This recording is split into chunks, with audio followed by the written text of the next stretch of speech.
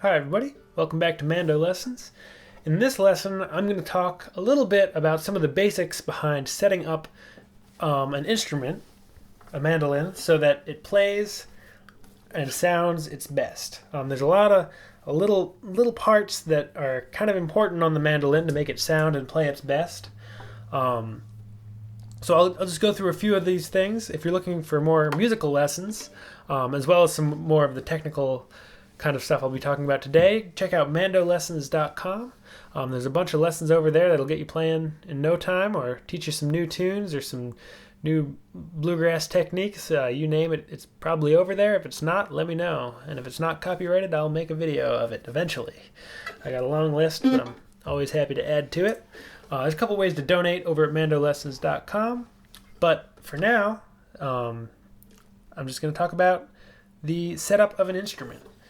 So, let's see where to start. One thing that's easily adjustable on a mandolin is what's called the action, and that's how high the strings are, these being the strings, off of the fretboard, which is underneath. So if the strings are really high off the instrument, maybe I'll go this way and pull on the G strings. Let's see. If the strings are too high, it's hard to push down, and you'll kind of wear your fingers out just trying to get the instrument to sound right. If it's too low, you might get kind of like weird buzzing sounds, or the strings will start to either touch the fretboard or the frets, and it'll be buzzy and it won't sound good. So finding that sweet spot where it's not too hard to play, but it's not so low that the instrument is buzzy, is a good thing to do. And that's by adjusting the action. And how you do that, it's easiest to adjust the action from the bridge, which this is the bridge. Often bridges, not all bridges, some bridges don't have these little screws, but if you can see in the video, this little screw, if you loosen the tension on the strings, doesn't need to go all the way down, but quite a bit, what you can do is you can turn it either clockwise or counterclockwise, and that'll raise or lower this top part of the bridge. So we kind of have two parts on this bridge. We have the lower part. There we go. I'm trying to get everything right in the camera. And the upper part. And turning these screws will raise and lower the upper part. And as it goes up, the action gets higher and maybe stops buzzing, or goes too high and makes it hard to play. As you go down, the action goes down.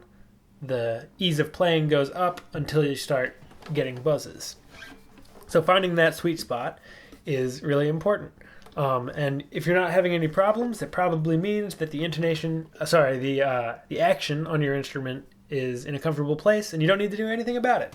But if you are having trouble, either, if your fingers are really struggling, it takes some time to just build up some calluses on the mandolin, regardless of where the action is. But if, even after several months, you're still working really hard to push down those strings, it might be worth taking a look at the action of the instrument. With the action, you also get a little bit of kind of tone. The tone of the instrument and the volume will change as the action goes up and down, just because it changes the pressure of the bridge down onto the top of the instrument. So I like to leave my instrument with the action a little bit higher than maybe some other folks might do. I can bring it lower and it won't buzz, but that little bit of extra height in the action makes the instrument a little bit louder. It means I can play it a little bit harder without kind of overdriving the instrument. So experimenting with that can be fun, and just sort of finding what you like the best in terms of sound, the combination of sound and playability. Another important thing on the mandolin is the intonation. Actually, right before that, I'll just say the action can also be adjusted from the nut, but it requires usually taking the instrument to a skilled repair shop and having them make a new nut, or sometimes they'll put a shim under. If the nut's too low, they'll put a shim underneath the nut, or recut the slots where the strings go through. But that's a little more involved. It's doable if you want to sort of experiment with it and try making your own nut. People will sell like either bone or hard plastic blanks that you can use to try to make a nut to better fit your instrument. But I tend to just bring the instrument into my repair person of choice. Another big factor of the setup of an instrument is the intonation. And what that means is it's how in tune the instrument plays. As you go up the neck,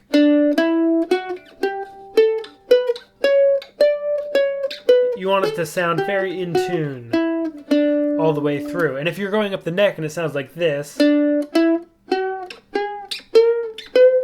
it's getting out of tune the farther you go up and things are really not sounding right, it probably means you need to adjust the intonation of your instrument. And the way to do that is by moving this bridge. The bridge is floating freely on the top of the instrument. You can't move it around when the strings are all at tension because there's so much downward pressure. But if you loosen the strings considerably, you can start to move it around. And so with the intonation, what you're looking for is when your instrument is tuned up, nice and in tune, your open string sounds a note, and then the 12th fret sounds an octave above that note.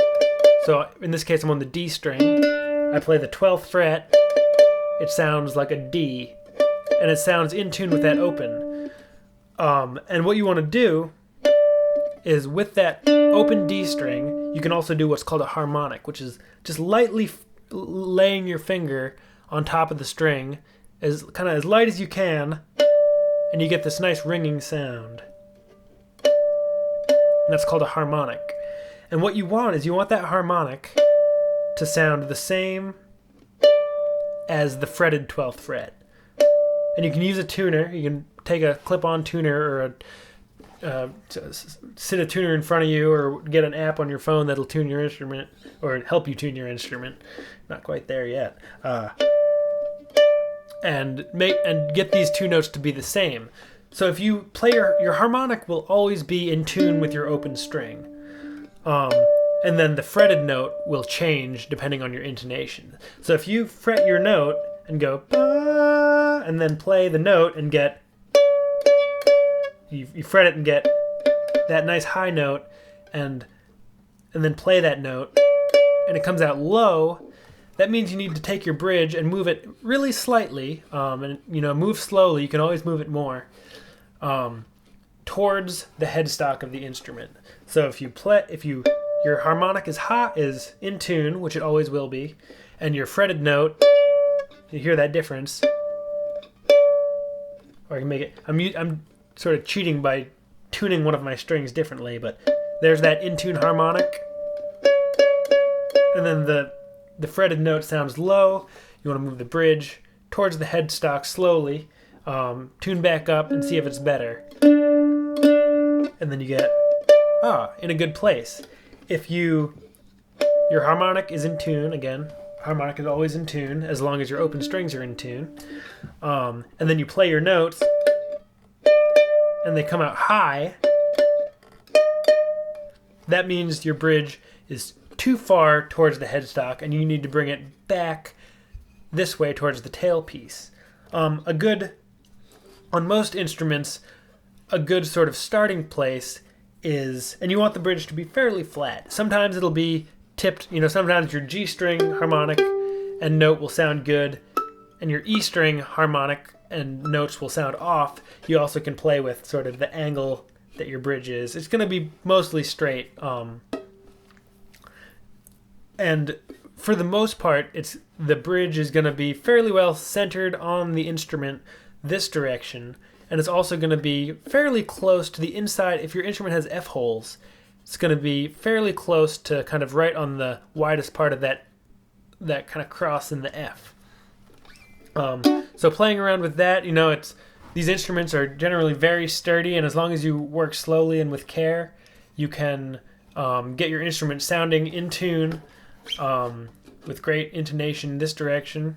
So your instrument sounds good and in tune when you fret up the neck, and then also getting the action to a nice, comfortable place that gives you a good sound out of the instrument without being too hard to play. This video is getting longer than I expected, so I'm going to go ahead and do a part 2 where I talk about some other setup points on a mandolin. So thanks so much for watching. Check out the other lessons over at mandolessons.com, and I hope to see you again soon. Thanks so much. Bye-bye.